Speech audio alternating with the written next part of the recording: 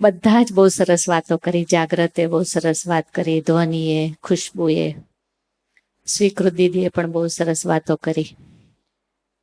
અહીંયા જે શિક્ષાપત્રીની ચીટ પકડીને પણ જે ઇન્સ્ટન્ટ વાત કરી, એ બી એટલી સરસ રીતે લોકોએ વાત મૂકવા માટે પ્રયત્ન કર્યો.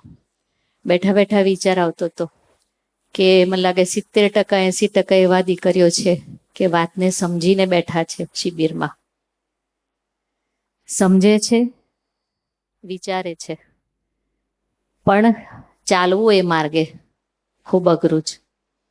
હું બધું સમજી શકું છું, હું ગૂગલમાં બધું ફાઇન્ડ આઉટ કરી શકું છું, હું કોઈને સમજાવી પણ શકું છું, પણ જ્યારે મારે ચાલવું છે ત્યારે મારે ભગવાનના બળની જરૂર પડે છે, મારે ભજનની જરૂર પડે છે, મારે પ્રાર્થનાની જરૂર પડે છે, મારે મોટિવેશનલ રોલ મોડલની જરૂર પડે છે કોઈક ને કોઈક, તો જ હું ચાલી શકું છું. મને યાદ આવે છે કે આપણા અત્યારના કરંટ પ્રેસિડન્ટ ઇન્ડિયાના દ્રૌપદી મુર્મુ, એની એક નાની વાત કરું શોર્ટમાં.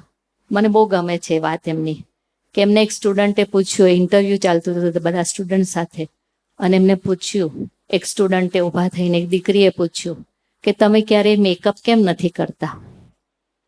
આપણને ખબર છે કે આપણે સભામાં જઈએ તો એ થોડું લાઇટ કરીને પણ જઈએ જ, ગમે.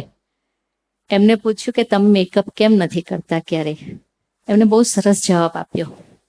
એમને એવું કીધું 10 મિનિટ છે તમારી પાસે? તેને કીધું હા. પછી એમને વાત કરી કે હું નાની હતી, ઓડિશાના એક નાનકડા ગામડામાં મારો જન્મ થયો, ઈસ્ટ ઇન્ડિયામાં. એ એવું ગામ હતું કે જ્યાં કોઈ હોસ્પિટલ નહોતા, કોઈ સ્કૂલ નથી, કોઈ હોટેલ્સ નહોતા, કોઈ રેસ્ટોરન્ટ્સ નહોતા, કોઈ એવું ગાર્ડન નહોતું, કંઈ જ નહીં, કોઈ વ્યવસ્થા નહીં. ખાલી ત્યાં માઇન્સ હતા, બધા કોલ્ડ માઇન્સ, બધા કોલના માઇન્સ મોટા મોટા, એમાં અમે કામ કરે, મારા મમ્મી પપ્પા કામ કરે, મારા ભાઈઓ, મારી બહેનો બધા આમ કામ કરી. મારે મમ્મી પપ્પા વર્ષોથી કામ કરે. મેં મારા માને જોયા હતા કે એની પાસે ફાટેલું કપડું પણ પહેરવાનું નહોતું, અમારી પાસે એક ટાઈમ ખાવાનું પણ નહોતું. અને એમાં એમને ખબર પડી, એમને કીધું કે હું 4 વર્ષની થઈ ત્યારે મને નાના છોકરાઓની જે માઇન્સ હોય એમાં કામ કરવા લઈ ગયા મારા પપ્પા, મને હાથ પકડીને, અને મેં ત્યારે કામ ચાલુ કરી દીધેલું. 4-5 જણના સેલરી ભેગી થઈ એટલે અમે 2 ટાઈમ જમવાનું જમી શકતા હતા. પણ 6 વર્ષની થઈ ત્યારે મને ખબર પડી, હું એક દિવસ બીમાર હતી ને ઘરે જ રહી, હું કામ કરવા ના ગઈ. સાંજે ખબર પડી કે મારા મા ને મારી મમ્મી ને મારા પપ્પા બંને માઇન્સમાં દબાઈને મરી ગયા. થોડા વખત 2 વર્ષ 3 વર્ષ થયા અને મારા 2 ભાઈઓ એના પોઈઝનસ ઝેરથી, એ જે એમાં નાકમાં જાય, શ્વાસમાં જાય, એમાં એ મરી ગયા. મારી 10 વર્ષની ઉંમરે મારી 2 બહેનો, મારા 2 ભાઈઓ અને મારા મા બાપ, કોઈ જ ના રહ્યું મારી પાસે. ત્યારે કે એક જણાએ મને, કોક બાજુના ગામડામાં સ્કૂલ હતી એમાં કોકે મને શિફ્ટ કરી અને મેં ભણવાનું ચાલુ કર્યું. પછી એને એક મુદ્દાની વાત કરી કે આ સ્ટોરી કહેવાની પાછળ મારી ભાવના એ છે કે તમે બધા જે મેકઅપ કરો છો ને એ આ માઇન્સમાંથી બને છે. હું જે કામ કરીને મારા આખું ફેમિલીને મેં ખોઈ કાઢ્યું, એ માઇન્સમાં કામ કરીને, પોઈઝનસ માઇન્સના શ્વાસ લઈને, અને એ જ વસ્તુથી આ બધું મેકઅપ બને છે. તો તમે મને કહો કે હું કેવી રીતે આ મેકઅપ કરી શકું? અને પછી એને એટલી ફાઇન વાત કરી, મને એ વસ્તુ બહુ ગમી એમની, કે એ સ્કૂલમાં જે કોકે એમને ભરતી કર્યા અને આજે she is the president of India. આપણને એટલો બધો આનંદ થાય કે આપણી પાસે લાઈવ પર્સન છે, આપણી સામે. કોઈ બુક ખોલવાની જરૂર નથી કે કોઈ શોધવાની જરૂર નથી. She is the current president of India, અત્યારે લાઈવ છે આપણી સામે, અને એ જે કામ કરી રહ્યા છે. ત્યારે આપણને વિચાર આવે કે સ્વામીજી આપણી સાથે, આપણને જ્યારે સ્વામીજી મળ્યા છે, આપણને આટલી બધી વાતો સાંભળવાની મળે છે. આપણે નસીબદાર છે કે હરિધામની ધરતી પર આપણી આ 4th શિબિર આપણે ભરીએ છીએ. સ્વામીજી પણ એક સ્વમુખે પોતાનો પ્રસંગ, એક દીકરાનો પ્રસંગ સ્વમુખે કહેલો. સ્વામીજી કે હું એકવાર બેંગ્લોરની ધરતી પર ગયો, આનંદ મહિમાના આશ્રમમાં હતો. એક દીકરાની કે હું વાત કરું એમ કરીને સ્વામીજી જાતે વાત કરી, અને કે દીકરો જે અત્યારે સાધુ છે આશ્રમમાં, એને હું મળ્યો. તો કે દીકરાનું જીવન એવું હતું કે 27 વર્ષની નાની ઉંમરે એને 7 લગ્ન કરી નાખેલા. કેટલા? 7 લગ્ન. At the age of 27. પછી કે એને પશ્ચાતાપ થયો કે મેં મારી બહુ જિંદગી બગાડી કાઢી. એ આશ્રમમાં આવ્યો, એને પ્રાર્થના કરી, રડ્યો. પછી એમ રામદેવ મહારાજ, રામદેવ સ્વામી ત્યારે હતા વારસાગત તરીકે. એમને પૂછ્યું કે તારે માણસ બનવું છે? તેને કીધું હા. ખરેખર બનવું છે? તો કે હા. તો કે તું કહું એ કરીશ? તો કે હા. એને એવું કીધું તો તું રોજ 1 કલાક અહીંયા સવારે આવજે આશ્રમમાં, અને આ મૂર્તિ છે રામકૃષ્ણ પરમહંસની, એની સામે બેસીને ભજન કરજે. બસ તારે આટલું જ કરવાનું. એને સિન્સિયરલી 1 વર્ષ સુધી રોજે જ 1 કલાક આવીને આશ્રમમાં ભજન કર્યું. સ્વામીજી આ વાત કહેતા એટલું બધો ગર્વ અનુભવ કરતા હતા અને એટલા બધા રાજી થતા હતા કે 27 વર્ષની ઉંમરે જેને 7 લગ્ન કરી નાખ્યા હોય, એની વૃત્તિઓ કેટલી બધી ફેલાયેલી હોય, કેટલી બધી બગડેલી હોય, કેટલી બધી ક્યાંક ને ક્યાંક અટકેલી હોય. એ દીકરાએ આજ્ઞાએ જ્યારે 1 કલાક ભજન કર્યું, 1 વર્ષ પછી એની બધી વૃત્તિઓ શાંત થઈ ગઈ. સ્વામીજી એનાથી આગળ કહે છે કે અમે જ્યારે આશ્રમમાં ગયા ને તો એ અમને પાણી આપવા આવ્યો. તો કે એ સાધુ થઈ ગયેલો, અને પાણી આપવા આવ્યો તો મેં એને પૂછ્યું કે આપ ઇધર હો? તો કે એને કીધું કે હા સ્વામી, મેં ઇધર સાધુ, દીક્ષા લે લી મેને. એટલે સ્વામીજી એને એવું કીધું કે તમારું પુસ્તક છે ને વિઝન, એ મેં વાંચ્યું, મને બહુ ગમ્યું, કે તમે બહુ સરસ લખ્યું. અને સ્વામીજી જે રાજી થકા બોલ્યા કે એને મને જે ઇન્સ્ટન્ટ જવાબ આપ્યો કે મેં કहाँ लिख रहा हूँ, वो लिखा देंगे, वो लिखा देते हैं. આ વાતથી સ્વામીજી એટલા બધા રાજી થઈને આ વાત કહેતા હતા કે આટલો નાનો દીકરાએ જેની વૃત્તિઓ પાછી વળી ગઈ, ભગવાનમય થઈ ગઈ, ભગવાન તરફ થઈ ગઈ. મારે પણ 4 જણને સમજાવવું હોય તો ઇઝીલી સમજાવી શકું છું, વાત કરી શકું છું, પ્રવચન કરી શકું છું. પણ જ્યારે મારે ચાલવું હોય, મારે એક ડગલું ભગવાન તરફ ભરવું હોય, મારે મારી વૃત્તિઓને શાંત કરવી હોય, મારે પોઝિટિવ જીવવું હોય, નેગેટિવિટી મારા હૈયામાંથી કાઢવી હોય, તો ભગવાનનું ભજન, ભગવાન તરફની પ્રાર્થના, અથવા કોઈક એવા આદર્શ તરફ મારી નજર હોય તો ભગવાન સમય સમયે આપણને બળ આપી જ દે. શિક્ષાપત્રી દ્વિશતાબ્દી મહોત્સવ મને એક જ હેતુથી લાગે છે કે નથી સ્વામીજીને પાઉન્ડ જોઈતા, નથી સ્વામીજીને ડોલર જોઈતા, નથી ઘીનો ડબ્બો જોઈતો કે નથી તેલનો ડબ્બો જોઈતો. એમને એક જ વસ્તુ કરાવી છે આપણી પાસ કે આપણે જ્યાં છે ત્યાંથી એક ડગલું આગળ ચાલવું છે. એમને આશીર્વાદ આપવા છે આપણને કે આપણે તૈયાર થઈ જઈએ 6 મહિનામાં, કે એમને આશીર્વાદની વર્ષા કરી દેવી પડે. એમને આપણા ઉપર કરુણા વહાઈ દેવી પડે કે હું જ્યાં છું ત્યાંથી ઊભો થઈ જાઉં. સમયો મારો બને, કોઈનો બને કે ના બને. આપણે વિચાર કરીએ કે આપણને તો આપવા બેઠા છે, લૂંટાવા બેઠા છે આપણી ઉપર. કેટલા નસીબદાર છે આપણને. છેલ્લી એક નાની સ્વામીજીની વાત કરું કે સ્વામીજીનો એક દીકરો અમેરિકામાં ડૉક્ટર હતા, અત્યારે છે જ, હાર્ટ સ્પેશિયાલિસ્ટ છે. એની એક નાનકડો પ્રસંગ કહું.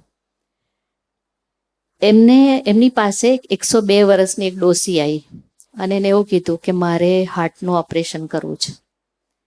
એને કન્સલ્ટ કર્યું, જોયું, એને ખબર પડી કે એને આગળ 20 ડૉક્ટરોને બતાડ્યું હતું, પણ બધાએ ના પાડી હતી કે 102 વર્ષની ઉંમરે આ ઓપરેશન સક્સેસફુલ જાય જ નહીં.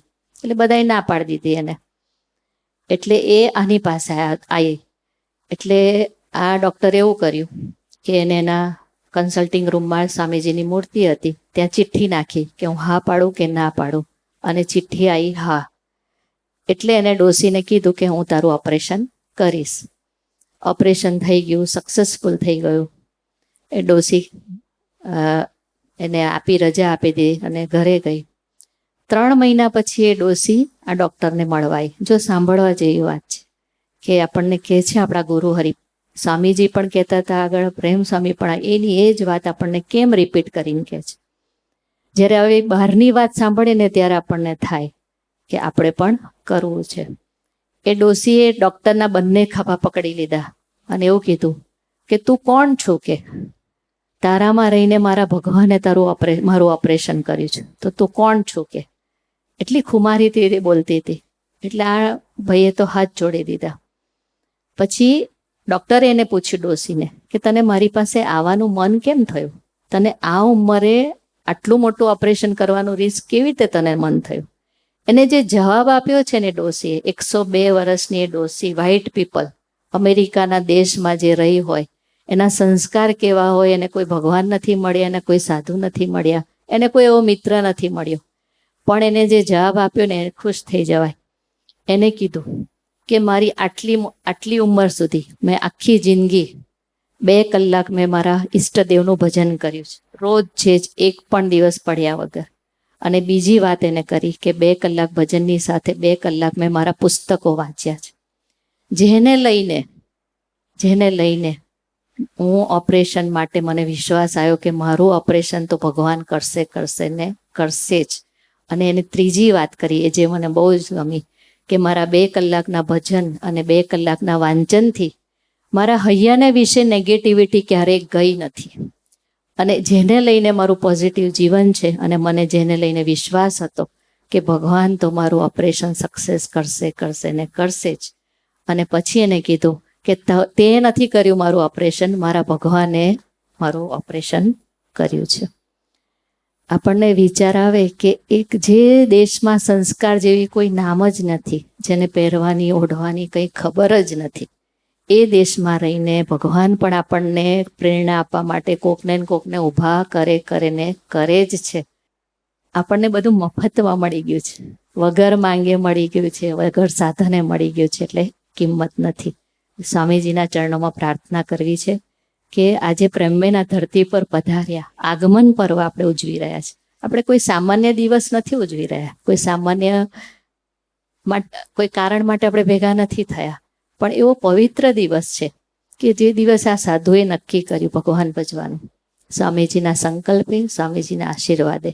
અને એ સાધુ થયા તો આજે નિશ્ચિંતાથી એક પંખા નીચે બેસીને શાંતિથી સાંભળી શકીએ છીએ, વિચારી શકીએ છીએ, ચાલી શકીએ છીએ અને આશીર્વાદના ભોગતા બની શકીએ છીએ. એવા સાધુના આગમન પર્વે જ્યારે આપણે સૌ ભેગા થયા છે, આપણે ઋણી છે એ સાધુના, કેમ કે એને જે કર્યું છે આપણી માટે. અને કદાચ તમે તો ઘણા બધાનો એ સમય જન્મ પણ નહીં થયો હોય, પ્રેમબેનને કદાચ જોયા ના જોયા, બહુ નાના બી હશો, પણ અમે તો સાથે રહ્યા છે. આજે ખરેખર આનંદ થાય છે કે જેટલા વર્ષ એમની સાથે રહ્યા, અમારા નસીબ હતા, અમારા ગોલ્ડન પીરિયડ હતા, અમારો લકી ડ્રો કહેવાય કે અમને એમની સાથે એટલા દિવસ, એટલા વર્ષો ગાળવાના મળ્યા. તમે પણ એ સાધુના એની વાતોથી પ્રેરણા લેતા શીખી જજો. ક્યાંક ને ક્યાંક તો તમે એની વાતો સાંભળ્યા જ કરશો. ઘનશ્યામ પ્રદેશ કહો કે ભગતજી પ્રદેશમાં ખૂબ સેવા આપી છે, ખૂબ ભીડો વેઠ્યો છે એમને. ભક્તો પાછળ ખરેખર પોતાનું કાંઈ જોયું નથી. એવા સાધુના આગમન પર્વે આજે આપણે બધા ભેગા થયા છે, ત્યારે પ્રેમ સ્વામીજીનો સંકલ્પ છે કે શિક્ષાપત્રી દ્વિશતાબ્દી મહોત્સવ મારો પોતાનો બને. કદાચ હું એ ધરતી પર હું આવું, જ્યારે હું કદાચ એ 3 દિવસનો સમય કરવા આવું, તો કદાચ હું લાઈનમાં ઊભી રહું ને જમવાનું ખલાસ થઈ જાય, હું કદાચ નાહવા જાઉં તો પાણી જતું રહે, મને કદાચ સુવાની પથારી ના પણ મળે, મારી જે જીવન જરૂરિયાતની વસ્તુ છે આખા દિવસની કદાચ પોસિબલ ના થાય. એ બધાથી હવે ઉઠવું છે આપણે. ઉઠીને એક ડગલું ભગવાન તરફ ચાલવું છે ને પ્રાર્થના કરવી છે કે સ્વામીજી તમે 3-4 દિવસ જે રીતે રાખો એ રીતે મારે મારો આ સમયો પોતાનો બનાવવો છે.